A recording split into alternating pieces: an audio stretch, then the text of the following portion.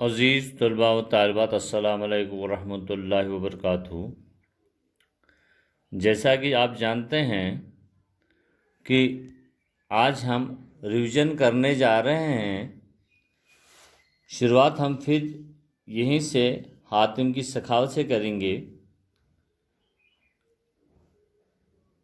یہ ہماری بہارستان اردو 11ویں جماعت کی جو کتاب ہے، اس میں پہلا سبق جو ہے وہ ہے میر امن دہلوی کی لکھی ہوئی حاتم کی سخاوت۔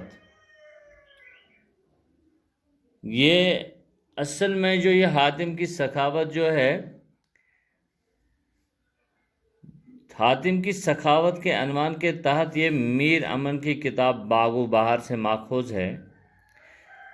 باغ و بہار وہ کتاب ہے جس سے اردو داستان میں سب سے زیادہ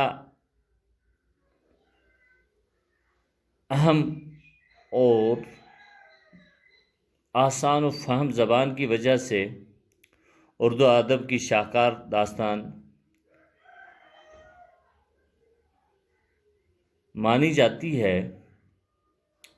اسی میں ایک قصہ یہ ہے حاتم کی سخاوت۔ جیسے کہ آپ جانتے ہیں کہ باغ و بہار کا ترجمہ میر امن نے قصے چہار درویش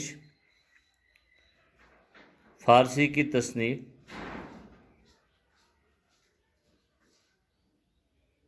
حالانکہ اس چہار درویش کا پہلے بھی ترجمہ ہو چکا ہے،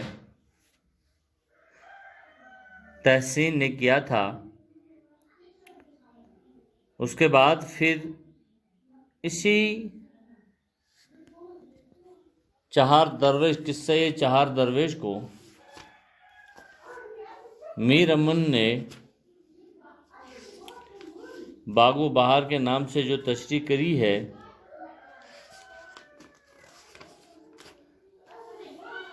آپ جانتے ہیں کہ میر امن کو فورٹ ولیم کالج میر بہادر علی حسینی کے ذریعے سے میر امن کی رسائی وہاں تک پہنچی تھی۔ چونکہ ڈاکٹر جان گلکرسٹ سے جب ملاقات ہوتی ہے ان کی، تو ان کی فرمائش پر انہوں نے مشہور فارسی قصہ چہار درویش کا اردو میں ترجمہ کیا۔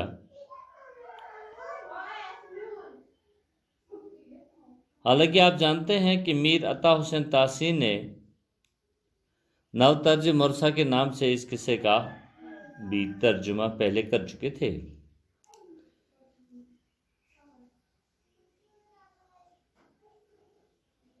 قصہ یوں شروع ہو جاتا ہے، جیسے کہ میں پہلے عرض کر چکا ہوں کہ حاتم کی سخاوت کے عنوان کے تحت یہ قصہ میر امن کی کتاب باغ و بہار سے ماخوذ ہے۔ قصہ یوں شروع ہو جاتا ہے کہ حاتم کے وقت عرب کا ایک بادشاہ نوفل تھا، نوفل کے نام کا تھا۔ یعنی کہ عرب جب حاتم تھے تو اس میں عرب میں ایک بادشاہ ہوا کرتا تھا اس زمانے میں جب حاتم تھے، جس کا نام نوفل تھا۔ حاتم کی نام آوری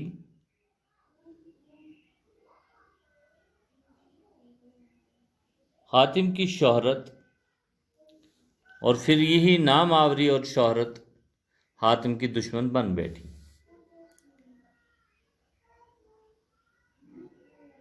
تو بادشاہ نے نوفل نے حاتم تائش سے اس شہرت کی وجہ سے دشمنی شروع ہو گئی، اس لیے حاتم نے فوج کو جمع کر دیا اور حاتم کو مارنے کے لیے کہا۔ چونکہ حاتم درویش صفت انسان تھے، سخی تھے، خون ریزی نہیں چاہتا تھا، اس لیے وہ ایک دور جا کر جنگل میں چھپ بیٹھے۔ جب وہ غار میں چھپ گئے تو نوفل نے اس کی تمام جائیداد پر قبضہ کر لیا اور اعلان کر دیا کہ جو شخص حاتم کو پکڑ کر لائے گا اس سے میں 500 اشرفیاں بطور انعام اسے دی جائیں گی۔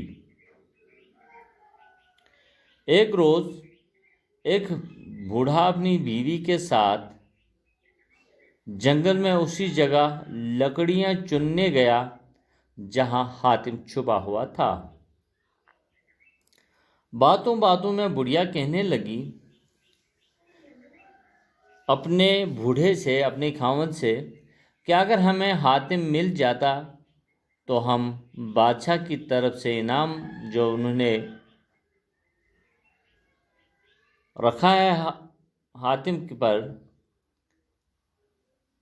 اگر ہمیں حاتم مل جاتا تو بادشاہ کی طرف سے انعام پا کر ہم اچھی زندگی گزارتے۔ بوڑھے نے کہا کہ ہماری مقدر میں اس طرح محنت اور مشقت کر کے روٹی کمانی لکھی ہے، اس لیے ہمیں حاتم کیوں ملے گا؟ اس لیے کیوں ٹر لگاتی ہو؟ یہ خیال دل سے چھوڑ دو، ہمارے دن پھرنے والے نہیں ہیں۔ چونکہ حاتم وہیں پہ نزدیک میں اسی غار میں چھپا ہوا بیٹھا تھا، حاتم نے ان کی باتیں سنی تو مدد کا جذبہ دل میں پیدا ہوا اور بہادری کے ساتھ وہ اس کے سامنے آیا اور کہنے لگا، اے بوڑھے، اے بابا، اس بوڑھے سے کہنے لگا، اے بابا، میں حاتم ہوں، تم مجھے بادشاہ کے حوالے کر دو تاکہ تمہیں انعام ملے اور تم زندگی کے بقیہ دن اچھی زندگی بسر کرو۔ چونکہ بوڑھا جو تھا بہت ہی نیک تھا، اس نے کہا، اگر بادشاہ تمہیں مار ڈالے تو میں گنہگار ہو جاؤں گا، اس لیے میں تمہیں وہاں نہیں لے چلوں گا۔ حاتم اور بوڑھے آدمی کے درمیان یہ باتیں ہو رہی تھی کہ وہاں اور بھی کئی آدمی آئے اور حاتم کو پکڑ کر بادشاہ کے پاس لے گئے۔ بوڑھا بھی افسوس کرتا ہوا ان کے پیچھے گیا۔ نوفل نے حاتم کو پکڑ کر لانے والے کا نام جاننا چاہا تو بوڑھے کے علاوہ جتنے بھی وہاں پہ لوگ جمع ہو گئے تھے، سب نے حاتم کو پکڑ کر لانے کا دعویٰ کیا۔ بوڑھا جو تھا وہ خاموش رہا۔ جب وہ اپنی اپنی باتیں کہہ چکے تھے تو حاتم نے بادشاہ کو کہا کہ مجھے اس بوڑھے شخص نے یہاں پکڑ کر لایا ہے۔ بادشاہ کو بوڑھے شخص نے تمام واقعہ سنایا۔ بادشاہ حاتم کی سخاوت اور بہادری کے بارے میں سن کر بہت خوش ہوا اور اسے عزت کے ساتھ رہا کیا، جائیداد واپس کی، بوڑھے شخص کو انعام دیا۔ حاتم کو قبیلے کی سرداری مل گئی اور جھوٹے دعوے دار جو تھے انہیں سزا مل گئی۔ عزیز طلباء و طالبات، حاتم کی سخاوت کا مختصر سا خلاصہ ہم نے پیش کیا ہے۔ اگر کہیں بھی آپ کو لگے کہ کوئی بھی سوال ہو، من میں کچھ بھی ہو، تو آپ میرے پرسنل نمبر پر مجھ سے رابطہ قائم کر سکتے ہیں۔ تب تک کے لیے اللہ حافظ۔